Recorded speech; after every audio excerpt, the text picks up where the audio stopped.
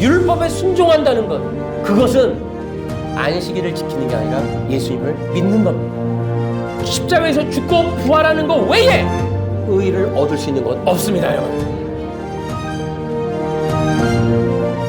지난주에 제가 이 브랜던 크로라는 사람이 지은 그리스도의 능동순종, 수동순종 이 책을 읽고 제가 개혁주의 안에 있는 이상한 구원론에 관해서 말씀을 드렸습니다.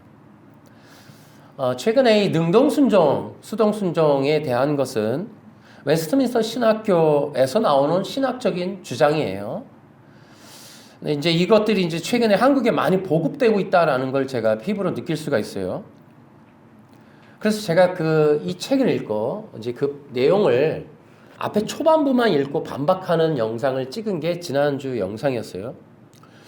제가 그 지난주 영상에서도 이 책을 반박하는 이유에 대해서 한 두 가지로 보는 거예요. 첫째는 어쨌든 이러한 능동순종이라고 하는 이런 주장에 대해서 최근에 이제 많이 보급되고 있는 거, 특히 이찬수 목사님의 우리 교회에서 이제 리딩 지저스, 그것도 이제 웨스트민스터 신학교에서 만든 교재고, 그것도 바로 이 능동순종을 주장하는 어떤 그런 내용이 이제 바탕에 깔려 있고요. 그래서 이제 그런 점들 때문이었고, 두 번째는 출판사가 부흥과 개혁사, 여기 이제 백금산 목사님이 합동측 목사님이시고, 소위 이제 부흥과 개혁사는 개혁신학이라고 하는 내용들을 많이 출판하고 있기 때문에 이게 그 출판사의 입장인 건지 아니면 사업적으로 그냥 돈 벌려고 이제 원고 받아서 출판한 건지는 잘 모르겠어요. 그러면서 제가 얘기한 게 어쨌든 이상하다, 뭔가. 이 책이 부흥과 개혁사에서 나온 것도 이상한 일이고, 이런 것들이 점차 보급되는 것도 이상한 일이고, 이런 것들이 대형교회 합동측을 중심으로 퍼져나가는 것도 이상한 일이고, 또 이런 것들이 이제 구원론이랍시고 나오는 것이 개혁주의라는 것이 너무 이상하다, 이런 얘기를 했어요. 여러분, 구원론이라고 하는 게 하나밖에 없는 거죠. 구원이 여러 개면 안 돼요.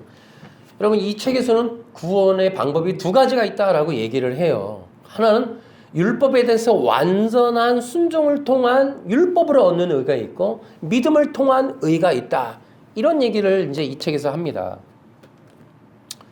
그래서 이제 그 완전한 의를, 순종을 통해서 의를 얻는 방법은 신명기 27장 26절과 레위기 18장 5절에 기록되어 있다. 자, 이것을 근거로 사도 바울이 바로 그 두 구절도 사용해서 말한 적이 있지 않느냐, 뭐 이러면서 두 가지의 구원의 방법이 있다, 이렇게 얘기를 합니다. 그러나 여러분, 구원의 방법은 두 가지일 수 없어요. 그런데 이제 지금 이렇게 개혁주의 안에 뭔가 이상한 이러한 이단적인 주장들, 이런 것들이 저희가 이제 앤드류 강 안식교를 연구하고 그들이 가지고 있는 구원론에 대해서 우리가 이제 변증하는 영상을 찍다가 보니까 그들이 가지고 있는 프레임과 능동순종이 가지고 있는 프레임이 어쩌면 그렇게 유사한지, 결과도 유사하고 결론도 비슷하고 과정도 비슷한 굉장히 의심스러울 수밖에 없는 내용들을 지금 이 능동순종이 주장하고 있었다라는 거예요. 올 초에 제가 이 능동순종에 대해서 얘기한 적이 있었는데요. 그때는 이 김재성 씨라고 하는 분의 책을 가지고 했어요. 이거를 읽고 되게 당황했거든요. 근데 이번에 이제 브랜든 크로라는 사람의 책을 이제 가지고 제가 이 영상을 얘기하는 거예요. 물론 비슷한데 이 책 안에서도 정말 이상한 내용들을 얘기해서 다시 한번 또 말씀을 드리는 겁니다. 한 가지만 먼저 말씀을 드려볼게요. 어쨌든 이 책을 근거로 이런 주장들을 해요. 아담의 마음에 도덕법을 새겨주셨다. 아담은 도덕법에 대한 순종을 해야 되는데 실패했다. 그런데 그 아담이 실패한 걸 둘째 아담이 오셔서 율법에 대해서 완전한 순종을 통해 의를 얻으셨다. 믿는 자들에게 그 의를 전가해 주셨다. 그러고 나서 뭐라 그러냐면 믿는 자들은 여전히 율법의 구속력, 살아있는 율법, 곧 그 율법에 순종해야 된다. 근데 율법은 뭘 지키는 게 율법이냐? 믿는 자들이 율법을 지켜야 되는데 어떤 율법을 지키냐? 율법은 세 가지 종류가 있는데 의식법과 사회법은 폐지됐고 이제 도덕법이 남았다. 그 도덕법이 무엇이냐? 이 도덕법을 요약해 놓은 게 십계명이다. 그리고 십계명을 지키는 것이 성도가 순종하는 삶이고 성화를 이루는 삶이다. 바로 이 사람이 그런 얘기를 주장하고 있습니다. 어째 쎄하죠. 이 앤드류강 안식교 주장과 일치한다고 말하기는 좀 무리가 있을지 몰라도 비슷해요. 결국은 안식교나 능동순종이나 동일한 건 뭐냐? 십계명을 지켜서 구원받자는 게 아니고 구원받았으니 십계명을 지키자라는 건 동일한 주장이에요.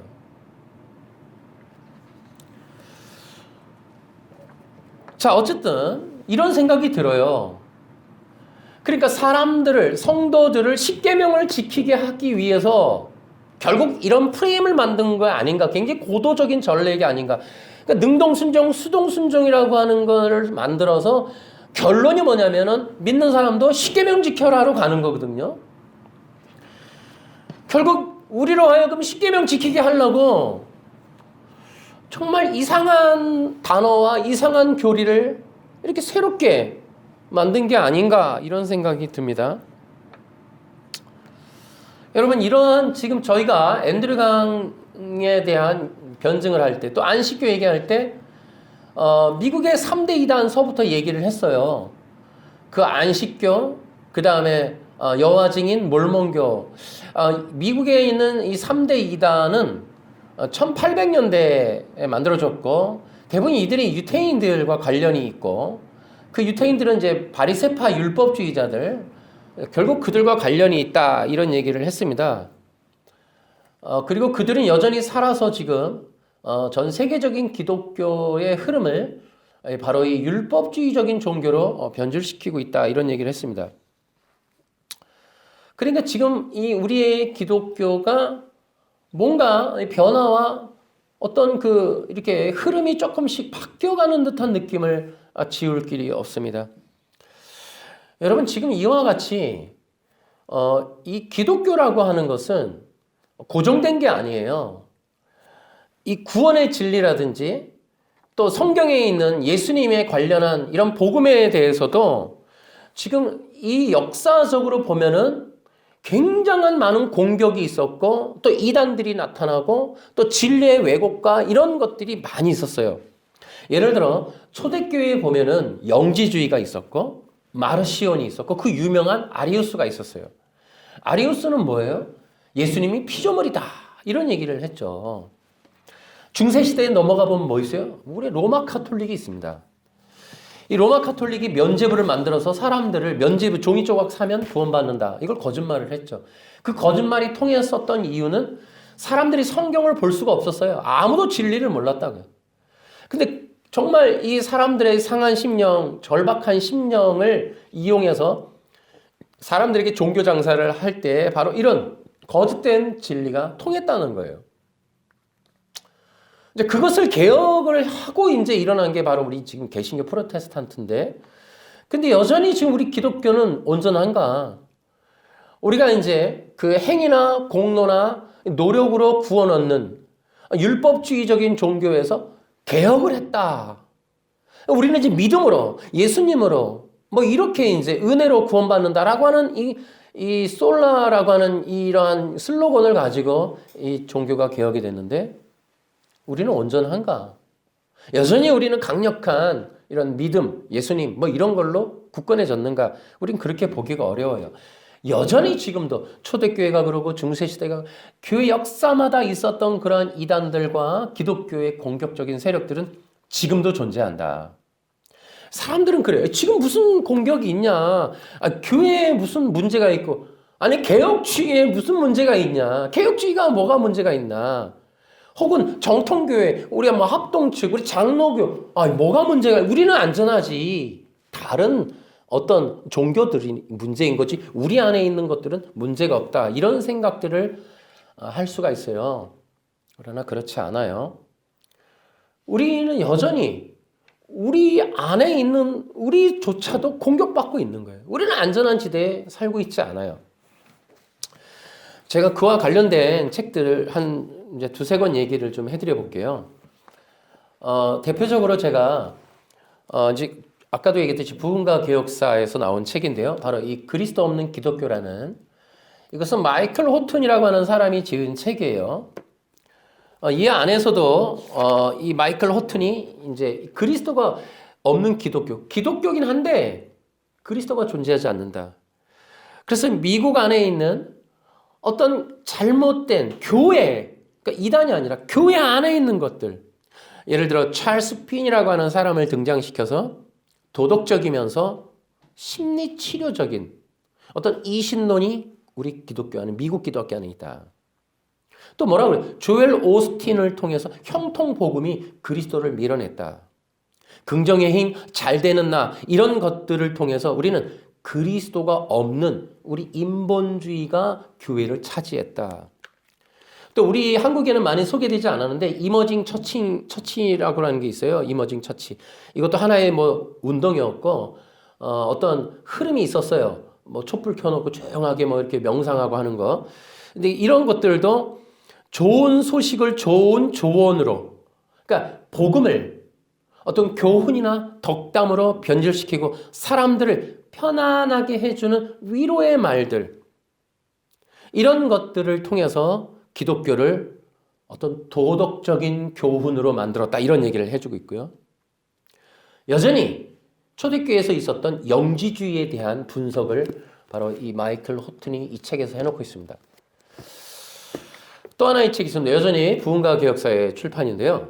게리 길리라고 하는 사람이 다른 복음을 전하는 교회들이라는 책을 통해서 여전히 미국 기독교 안에 있는, 특히 이제 여기서 또 윌로우 크릭 교회라고 하는 것과 아까 얘기했듯이 이머전트, 또 이교도 신앙, 번영복음, 실용주의, 그 다음에 무신론, 이런 것들을 분석해 놓은 게 있습니다.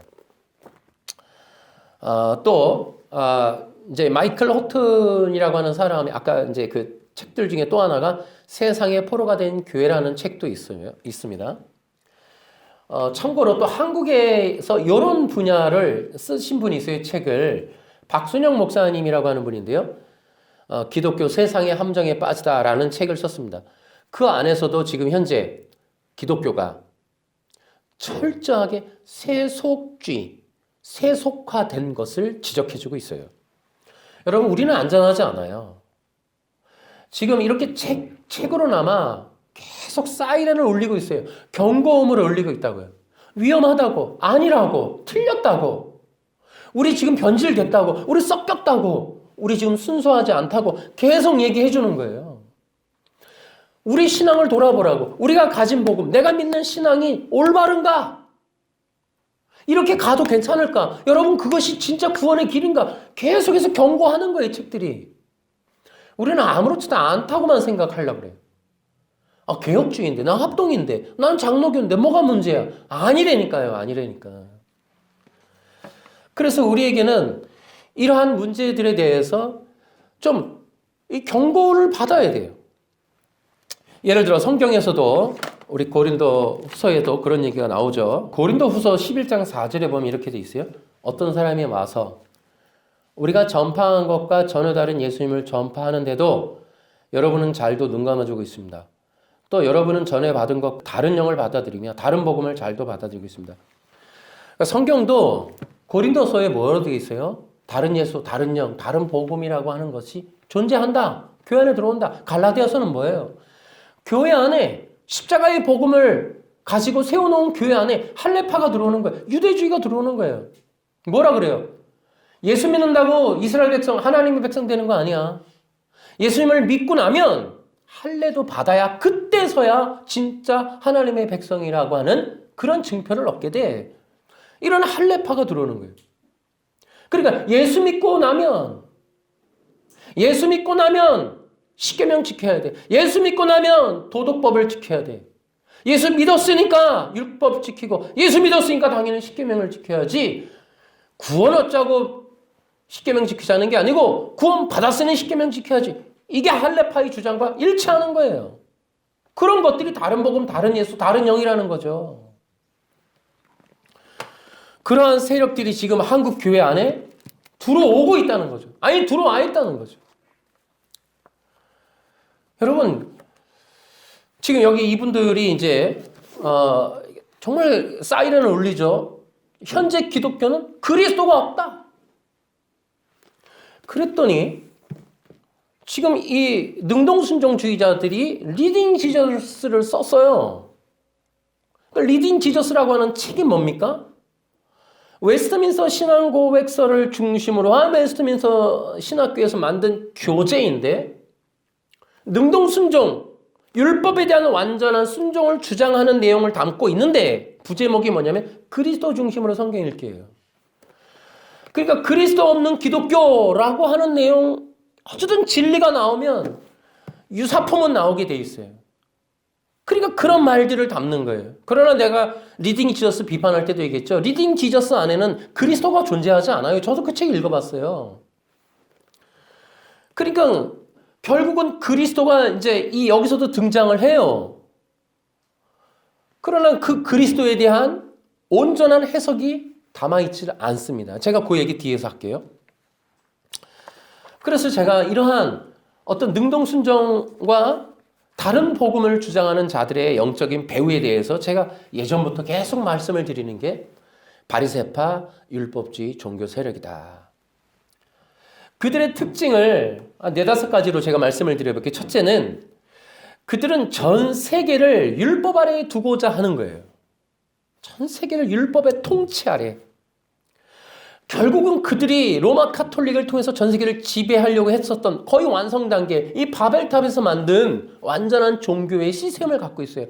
그들은 결국은 인간의 힘, 인간의 공로, 인간의 노력이에요. 그것이 영생과 구원을 준다라고 하는 거예요. 근데 그들의 특징이 또 있어요. 그 바리새파 율법주의자들은 예수님이 복음서에서도 계속해서 알려주셨듯이 돈의 욕심을 갖고 있는 자예요. 돈의 목적이 있는 자들이라고요. 또 그들의 특징이 뭐냐면 육체 영생을 꿈꾸는 세력이에요. 육체 영생을 하고자 하는 자들이에요. 그들의 어떤 문화적인 특징이 뭐냐 하면은 생명나무입니다. 생명나무. 그리고 그들의 종교적인 외침은 이거예요. 율법을 도덕법으로 뒤틀어요. 도덕법이다. 여러분 이거 다 기만하는 거예요. 율법을 도덕법으로 뒤틀어서 십계명을 지켜야 한다. 이것이 바로 그들의 공통된 주장이에요.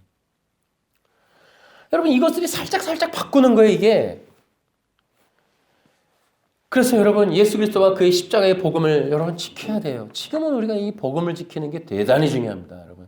그러니까 이 갈라디아서 3장 1절에서 얘기하듯이 우리 눈앞에 십자가 밝히 보이거늘 누가 너희를 꾀더냐. 여러분 제발 부탁인데 이런 능동순종 이런 거에 속으면 안 돼요. 근처도 가면 안 돼요. 여러분 제가 그래서 리딩 지저스 읽지 말라는 거예요. 여러분들의 신앙을 위해서라면 읽지 말라고요. 그냥 그런 책도 있으니까 시간 남으니까 읽으세요. 그런 건 괜찮은데 여러분의 신앙이 조금이라도 좋아질 거라고 생각해서는 읽지 마시라는 거예요. 리딩 지저스. 대형 교회가 있고 한국 합동측이 지금 전체적으로 지금 세미나를 하고 있지만 여러분 그런 흐름이 옳다고만 믿지 말라고요. 여러분 이런 거 가능하면 멀리 하셔야 돼요. 십자가의 복음을 지키는 게 중요하고요. 제가 부탁드리는 건 신중하시라는 거예요. 그리고 분별해야 된다는 거예요. 제가 이제부터 조금 더 여기 나오는 내용을 한 가지 더 얘기하면서 제가 좀 반대 의견을 좀 얘기해 볼게요. 능동순종주의자들이 이제 예수님을 왜 믿어야 되느냐 하는 것에 대해서 이렇게 얘기해요. 인간은 죄를 짓고 난 이후에 율법을 완전하게 순종할 수 있는 능력이 없어졌다. 율법에 대해서 완전한 순종할 수 있는 분은 예수님밖에 없다. 그래서 예수님이 오셨고 오신 예수님이 뭘 했느냐? 율법에 대해서 완전한 순종을 이루셨다. 그리고 이 김홍만 씨의 주장처럼 그렇게 율법의 순종함을 이루심으로 의를 확보하셨다. 그리고 의를 얻고자 예수님을 믿는 자들에게 그 확보된 의를 전가해 주신다라는 거예요. 제가 이제 금방 얘기했듯이 이게 지금 생명의 말씀사에서 나온 건데, 요것도 제가 지난 연초에 리딩 지어스 얘기할 때 아마 이 책 얘기했을 것 같은데요. 기독교 신앙의 책이라는 거예요. 어쩌면은 지금 이 능동순종, 수동순종보다 이게 더 파괴적인 효과가 더 커요. 제가 이 책을 보면서 김홍만이라고 하는 신학자에 대한 화가 났어요. 무엇에 근거해서 이렇게 막 썼는지, 행위어냐, 구속어냐, 아담의 죄, 이 모든 문제에 대해서 근거도 없이, 인용한 것도 별로 없이 자기가 다 써놨어요. 아담은 태어날 때부터 원래 죄가 없었다. 그러니까 죄가 없기 때문에 도덕적으로 순종하면 자동적으로 영생을 가지고, 뭐 이런 말도 안 되는 얘기들을 여기다 써놨어요. 더 이 사람은 이 브랜든 크로우보다 더 극단적이에요. 극단적 순종주의자라고 보시면 돼요. 여러분, 그런데 자, 다시 이제 제가 요런 이제 능동순종 주장하는 것에 대해서 우리가 앞서서 이제 율법 시리즈 굉장히 오랫동안 했어요. 그래서 이 율법이라고 하는 것에 대한 해석이 너무나 중요하다는 것을 제가 말씀을 드렸는데, 여러분 꼭 기억하세요. 그러니까 전 세계적인 종교와 바리새인들이 만들어 놓은 바벨 종교, 그러니까 우리 기독교를 둘러싸고 있는 유사 기독교가 가지고 있는 공통점이 있어요. 이게 뭐냐면은 구약이라는 거 혹은 율법이라는 것에 대한 해석을 어떻게 하느냐에 대해서 그들이 전부 다 공통된 견해를 갖고 있어요. 또 하나는 종교들과 유사 기독교의 특징은 구약 성경을 문자 해석한다는 거예요. 그래서 그런 점들에 대해서 두 가지를 제가 먼저 말씀을 드려볼게요. 첫째는 율법에 대한 해석의 문제인데요.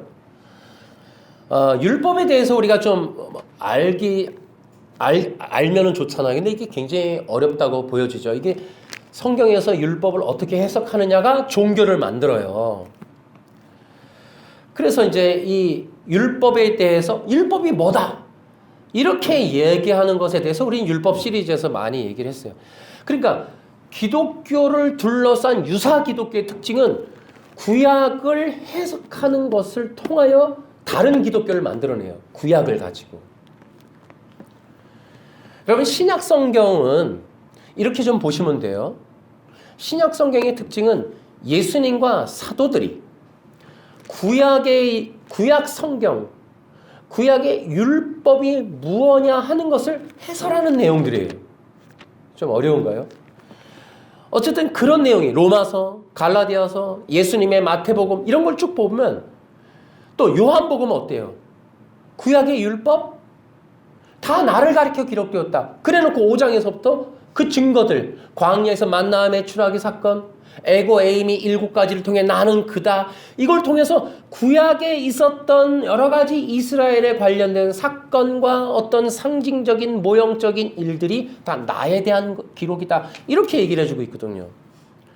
그러니까 결국은 예수님과 사도들, 로마서, 갈라디아서, 히브리서 전부 뭐예요?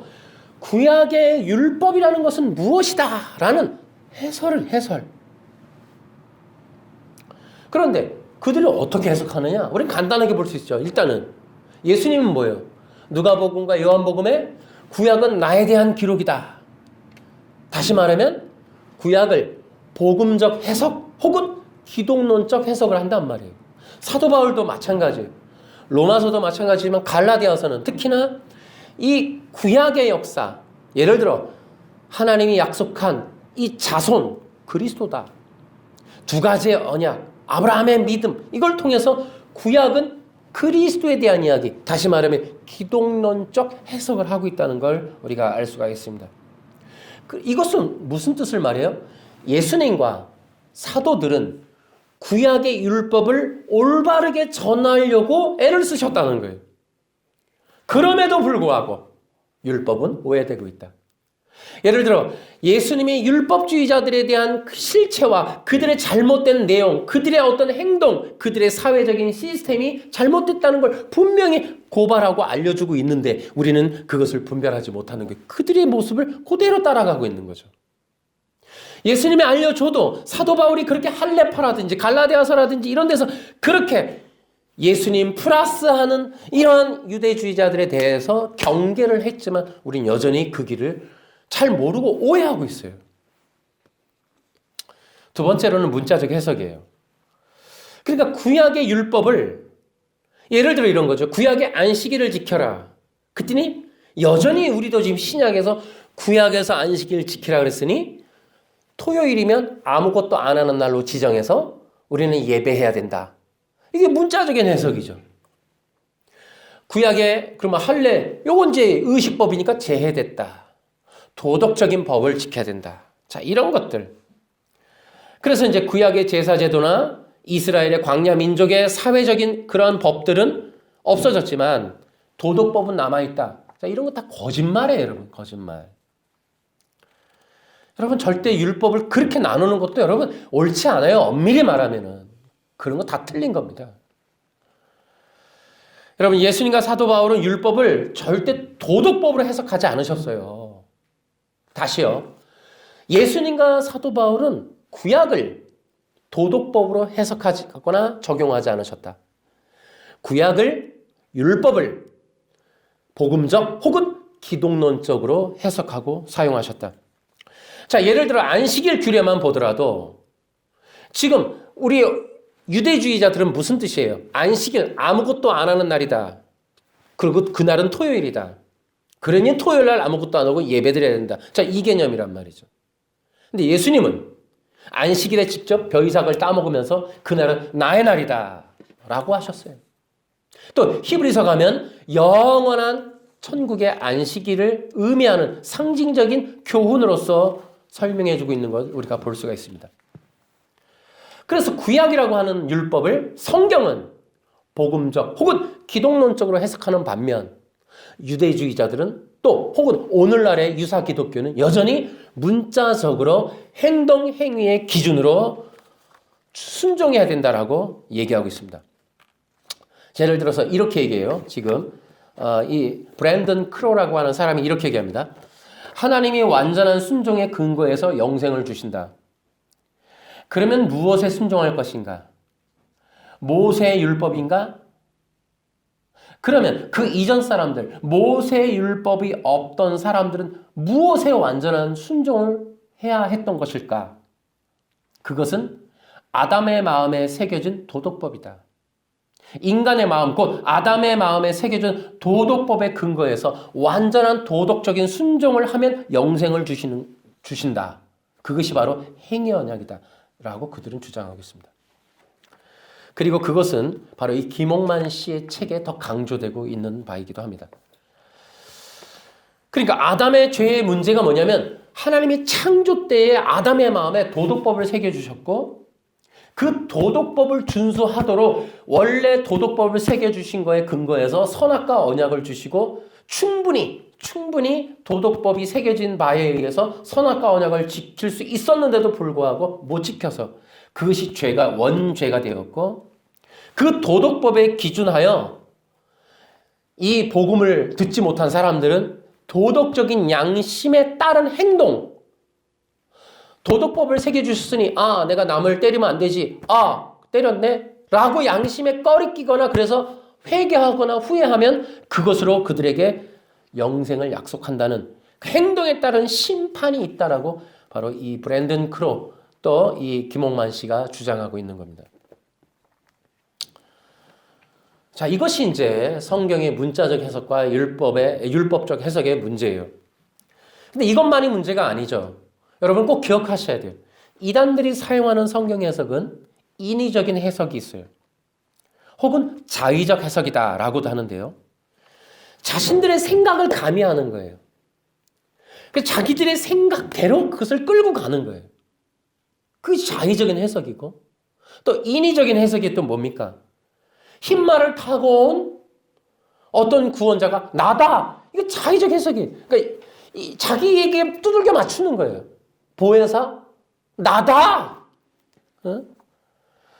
또 계시록에 흰돌에 쓰인 이름이 있는데 그게 그 이름이 나다. 내 이름 써였다 거기에. 자, 이게 이제 문제가 돼요. 성경을 읽으면서 전부 자기에게 하는 말로 듣는 거 있잖아요.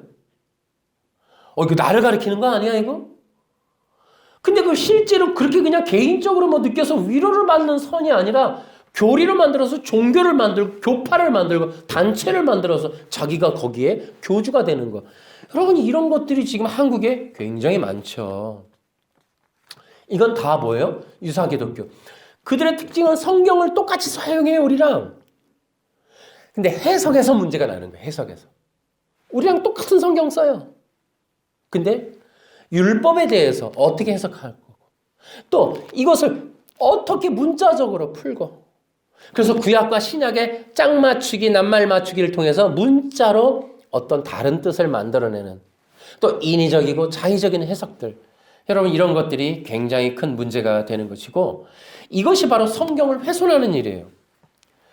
예를 들어 브랜든 크로가 갈라디아서를 통해서 율법을 어떻게 해석하는지를 잠깐 설명해 드릴게요.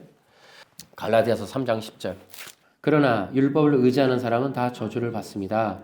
성경에도 이렇게 적혀 있습니다. 율법책에 적혀 있는 것을 다 지키지 않는 사람은 저주를 받는다. 율법을 통해서는 하나님으로부터 의롭다함을 얻지 못한다는 것이 분명합니다. 성경에 이렇게 적혀 있습니다. 의인은 믿음으로 말미암아 살 것이다. 그래, 여기까지는 이해되잖아요. 근데 여기서부터 문제죠. 또 시작. 율법은 믿음에서 생겨난 것이 아닙니다. 율법을 지키는 사람은 율법으로 인해 살 것이다 라는. 브랜든 크로는 3장 10절 이하를 설명하면서 태초에 아담에게 주어진 원칙, 즉 영생은 완전한 순종에 달려있다는 걸 주장을 해요. 여러분, 갈라디아서 3장 10절, 11, 12절을 통해서 결국 브랜든 크로는 율법 순종에도 영생이 있다라는 걸 주장하는 거예요. 그 영생은 완전한 순종에 달려있다라고 하면서 이 사람이 뭐라 그러냐면 신명기 27장 26절하고 레위기 18장 5절을 사용해서 뭐라 그러냐면 영생을 위해 필요한 완전한 순종, 이것을 보여준다는 거예요. 이것이 바로 순종을 통한 영생이 있다라는 걸 증명한다는 거예요. 그래서 완전한 순종의 요구를 율법이 하고 있는데 그걸 인간은 못 지킨다. 그러니까 그렇게 완전한 순종의 높은 수준을 이룰 수 있는 분은 예수님밖에 없다. 그러면 우리는 뭐 해야 되느냐? 결국 그렇게 완전한 율법에 순종할 수밖에 없는 예수님을 믿는 수밖에 없다. 그러니까 예수님을 믿는 이유는 그가 율법을 완전하게 순종했기 때문이다라는 것이 이제 그들의 주장이에요. 그러니까 인간은 죄인이라서 율법에 완전한 순종이 안 된다. 완전한 순종은 예수님밖에 안 된다. 그러니까 그 엄청난 높은 수준의 율법을 이루기 위해서는 예수님이 하셔야 되고, 그래서 엄청난 높은 수준의 율법을 지키시고 순종하신 예수님에게 결국 의를 주실 수밖에 없지 않느냐. 그러니 우리는 예수님을 믿고 그가 확보하신 의를 얻을 수밖에 없다. 자, 이런 얘기를 하고 있어요. 한 가지 힌트 드리고 넘어가자면, 여러분, 갈라디아서 3장의 시작은 너 성령 받는 거 어떻게 하면 됐지? 믿어서 성령 받았어. 율법을 지켜서 성령 받았어. 율법의 행위로 받은 거 아니고 믿음으로 성령 받았잖아. 근데 어떻게 해서 믿음으로 성령을 받느냐 하고서 설명하기 위해서 그 이하 구절을 얘기하고, 그래서 뭐라 그러냐면, 그래서 너 믿음으로, 아브라함처럼 믿음으로 복을 받아야 해. 그럼 여기서 복은 뭐예요? 성령이란 말이죠. 그래서 정확하게 그 복을 받는 방법은 예수님을 믿는 거고 그 복이 성령이야라고 갈라디아서 3장 14절에 정확하게 얘기를 한단 말이에요. 그러니까 지금 10절, 11, 12절은 두 가지의 구원, 곧 율법을 완전하게 순종하면 너 영생 얻어, 그 내용을 말하자는 게 아니라 오히려 율법을 아무리 지켜도 너 영생 얻을 수 없어 라는 걸 증명하기 위해서 쓰고 있는 거란 말이죠. 근데 이것을 문맥과 문장과 사도 바울의 의도를 배제한 채 그 요절 하나만 갖고 지금 율법을 순종하면 영생 얻는 것이 확실하다라고 주장하는 것이 브랜든 크로라는 거죠. 이것은 기독교에 없습니다. 혹여 이것이 개혁주의 신학에 들어있다면 정말 이상한 일이 아닐 수가 없습니다. 우리는 다시 공부해야 돼요. 그러면 어쨌든 바울은 갈라디아서에서 율법으로는 의를 못 얻는다 이 얘기를 하고 있는 거예요. 더군다나 성령도 못 받는다. 사도 바울에게 있어서 유태인들에게 의는 성령 받는 것이고 그 성령 받는다는 건 성령 세례를 의미하고 성령 세례는 마음의 죄를 씻는다라는 것이 사도행전 15장에 나와 있단 말이에요. 그래서 유태인들에게 이스라엘 백성 됨의 표징은 성령 받는 것, 성령으로 세례 받는 것이라는 거예요. 그래서 사도 바울이 갈라디아에서 그걸 증명하고 있는 거예요. 우리가 이스라엘 백성들이 유태인들이 의를 얻는 것은 예수 그리스도를 믿음이고 그 믿음을 통해 우리는 성령을 받는 거고 그 성령이 곧 우리는 구원받은 하나님의 백성임을 증명하는 거야. 그 성령의 받으면 성령 세례고 그 성령 세례가 바로 우리 유태인들이 그렇게 소망하던 마음의 죄를 씻는 거야 라는 이 부분이 포함되어 있는 건데 이것이 배제되어 있어요. 이 브랜든 크로한테는 오직 율법 순종밖에는 보이지 않는 거예요. 지금 이분한테는. 어쨌든 간에 지금 그렇게 함으로 인해서 이들이 주장하는 것에 대한 정말 위험하고도 가만히 있을 수 없는 내용은 바로 예수님에 대한 이야기가 아닐 수 없습니다. 뭐냐면은 결국 예수님이 누구냐면 인간이 지킬 수 없는 율법을 이루실 수 있는 유일한 분이 예수님이라는 얘기예요. 아마 좋다 이거예요. 예수님이 율법을 되게 잘 지킬 수 있으시겠죠. 우리보다 나은 분이니까 얼마든지 양보할 수 있어요. 근데 문제는 여기에 있어요. 어디 있냐면 예수님이 율법을 지키시는 분, 완전하게 순종하는 분, 오케이, 거기까지는 괜찮아요. 크티님 한 발 나아가서 이들의 주장이 뭐예요? 예수님이 율법을 완전하게 순종했더니 의를 얻으셨다. 이분은 의를 확보했다. 이런 주장이 문제가 되는 거예요. 그러니까 우리가 예수님을 믿는 이유는 그가 확보해 두고 계신 그가 그의 어딘가에 있을 법한 그 의를 우리가 나눠받기 위해서 예수님을 믿는 것이다. 지금 이 프레임을 이들이 만들었단 말이죠. 과연 그것이 기독교적인 올바른 교리일까요? 여러분 제가 율법 시리즈를 얘기하면서 여러분 각인시킨 게 있어요. 항상 제가 이걸 강조했던 게 있습니다. 뭐냐면 율법의 한계라는 거예요. 율법의 한계. 첫째, 율법은 구원의 능력이 없다. 이것이 한계라는 거예요. 율법의 한계. 두 번째, 율법은 의의 능력이 없다. 이것이 율법의 한계예요. 세 번째는 율법은 생명의 능력이 없다. 영생의 능력이 없다라는 거예요. 이게 율법의 한계라는 거예요. 여러분, 그러므로 율법은 율법을 지킨다고 율법이 의를 못 줘요. 자, 또 반대로 우리가 율법을 되게 잘 지켰더니 하나님이 율법을 갖고 계신 분이 선포하신 분이 보실 때 율법 지켰네. 너 그러니까 이제 의 이렇게 못 한다는 거예요. 율법에는 의의 기능이 없어요.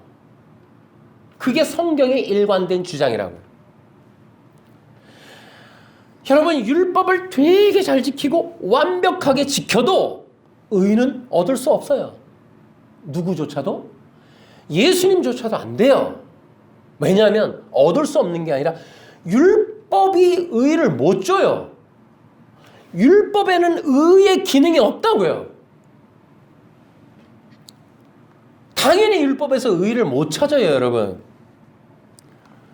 율법은 거룩하고 선한 것이지만 율법은 한계가 있어요. 구원의 능력이 없고 의의 능력이 없고 생명의 능력이 없습니다. 왜 그런지 여러분 아시죠?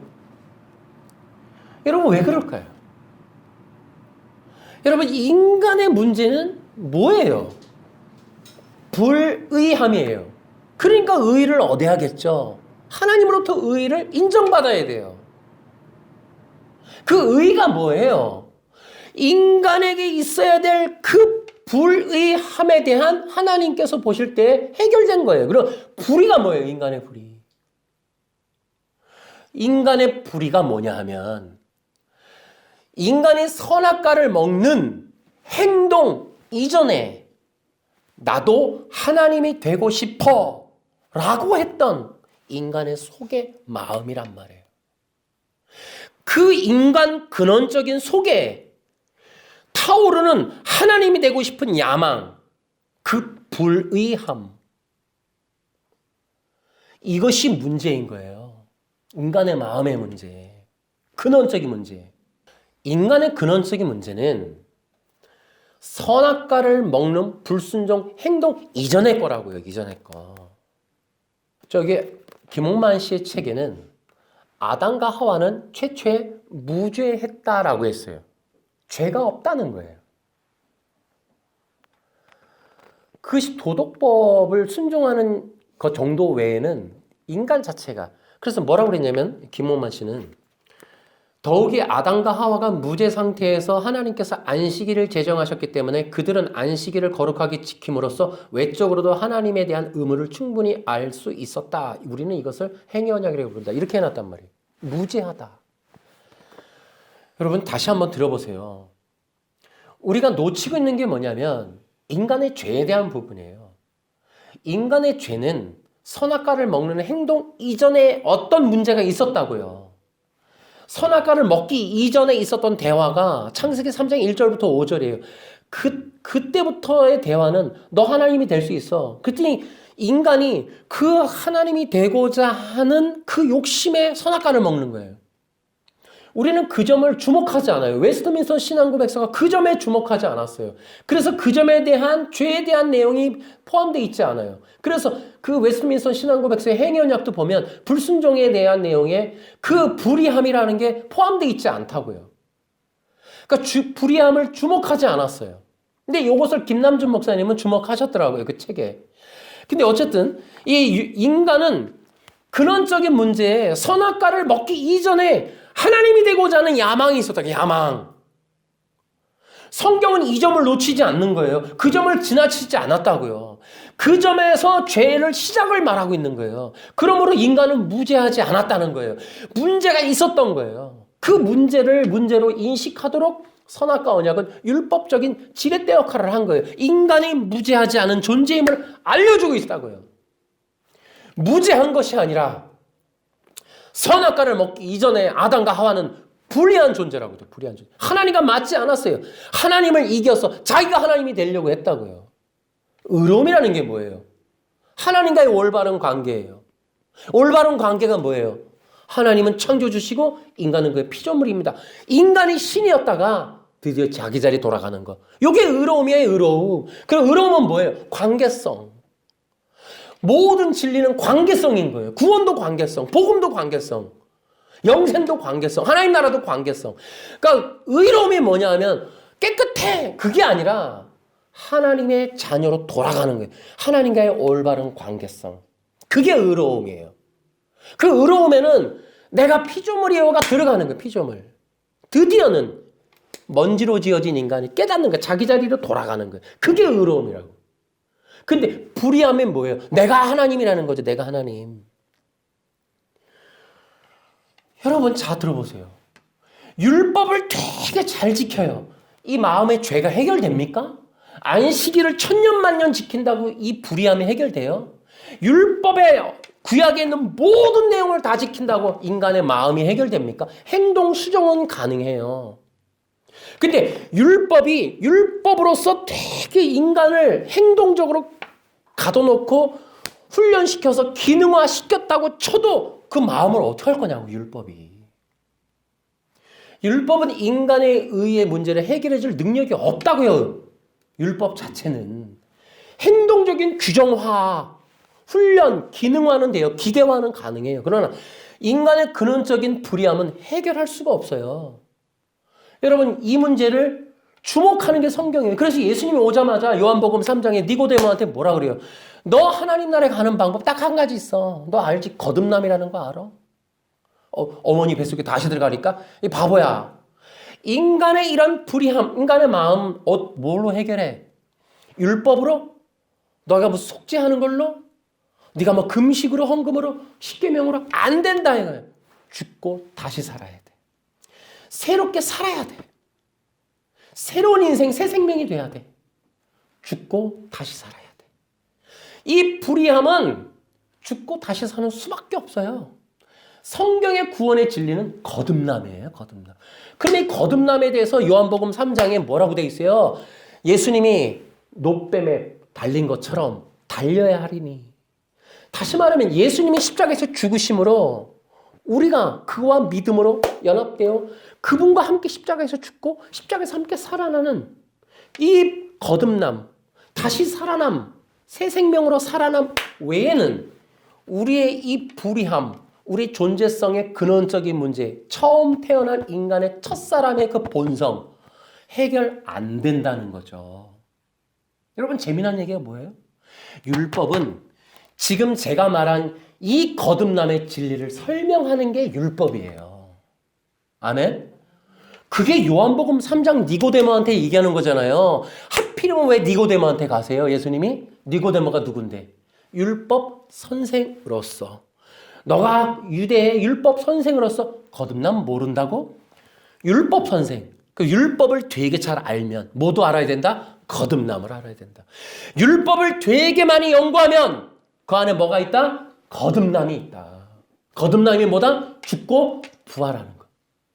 여러분, 제사 제도가 폐지됐다는 거 사탄의 역사예요, 여러분. 제사 제도 폐지되지 않았어요, 여러분. 그것이 예수 그리스도의 십자가의 구속의 모형이라고. 그걸 없이 하면 안 된다고요. 도덕법만 남았다. 여러분, 그것이 사탄의 역사예요. 여러분, 이런 사람들의 말 절대 들으면 안 됩니다, 여러분.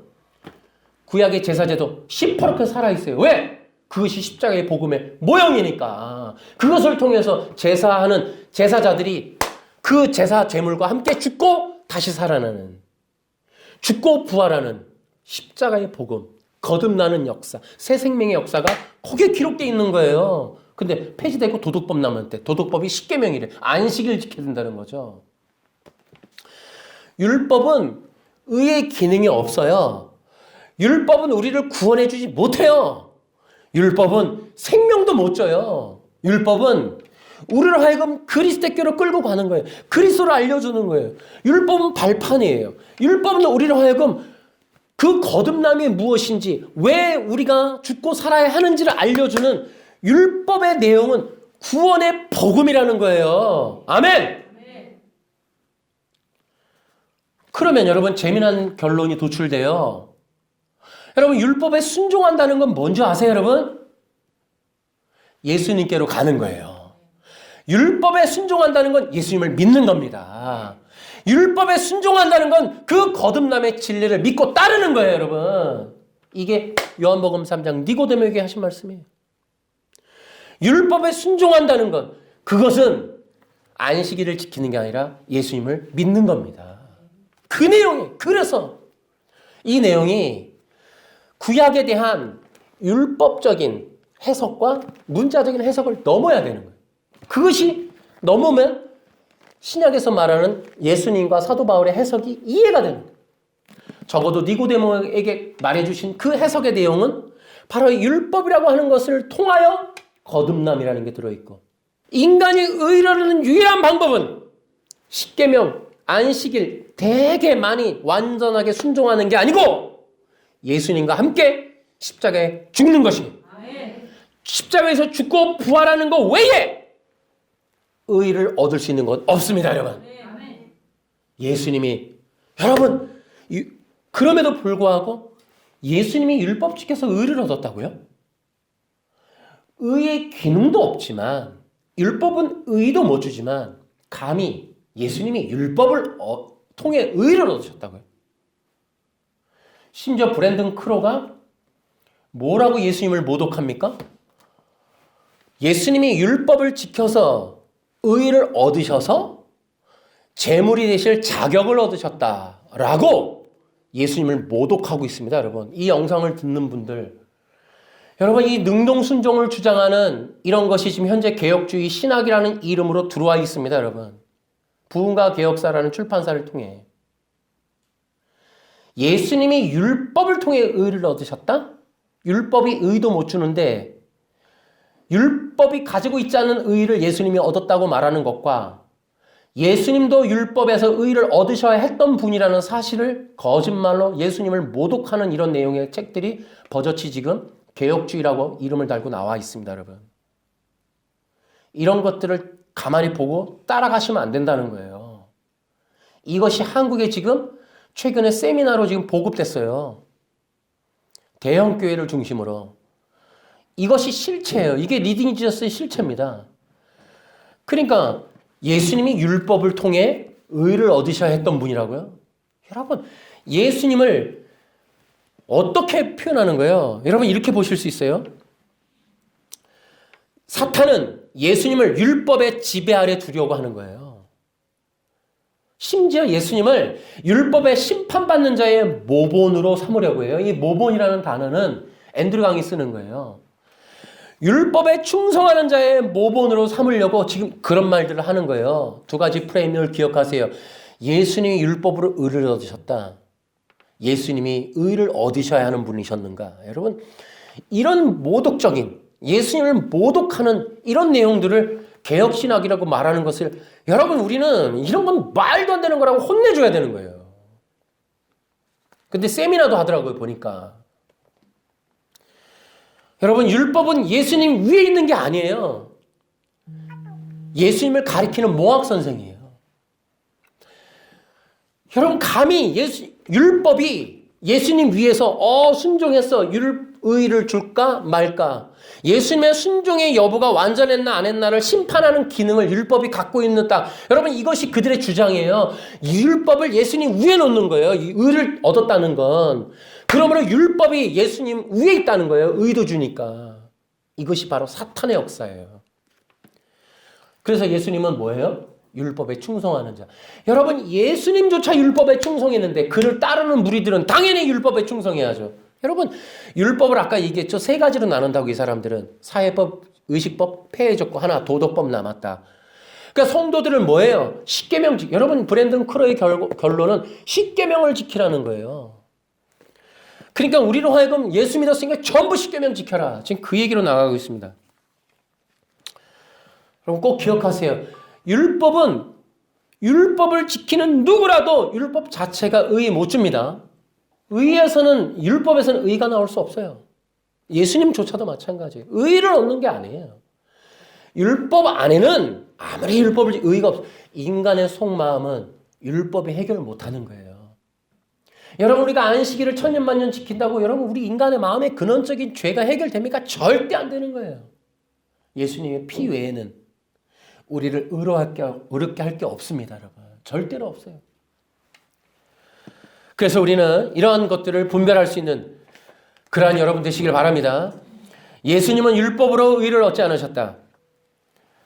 예수님은 율법 안에 계시된 구원자이시다. 명확하게 기억하셔야 돼요. 예수님은 율법에 계시된 구원자이십니다. 율법은 예수님을 수종드는 거예요. 예수님 위에서 군림하는 게 아니라 율법은 예수님을 수종하는 것이다. 아멘! 그는 의로운 분이세요. 의를 얻으셔야 되는 게 아니라 원래 의로운 분이십니다. 예수님은 왜 의로우세요? 하나님의 아들이시며 하나님 본체예요. 하나님이 의로운 분이에요. 그분이 따로 의를 얻으셔야 되는 게 아니에요. 지금 김홍만 씨가 뭐라 그래요? 예수님의 의를 확보했다. 여러분, 도대체 이 정체가 뭐예요, 이분? 여러분, 예수님이 율법을 통해 의를 확보해야 될 필요가 없으세요. 그분은 의로운 분이라니까요. 그래서 그의 피로써, 의로운 분이기 때문에 그의 피로써 모든 인간, 믿는 자들을 의롭게 해주실 수 있다라는 겁니다. 아멘. 율법은 복음의 그림자다. 율법은 예수님의 모형이다. 율법을 따른다는 것, 율법을 순종한다는 것,